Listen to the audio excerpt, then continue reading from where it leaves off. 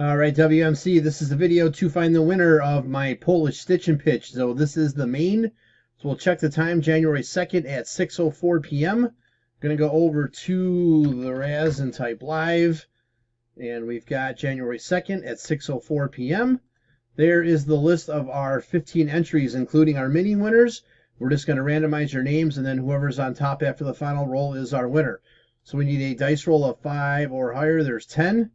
All right, 10 times. Here we go. 1, 2, 3, 4, 5, 6, 7, 8, 9. Last and final. Here we go. Good luck. It is Lucas. Spot 1 is your winner. So, Lucas, please message me to, collect your Polish. There is our verification code, our timestamp, once again, January 2nd, 6:05 p.m. That's it, guys. Thanks.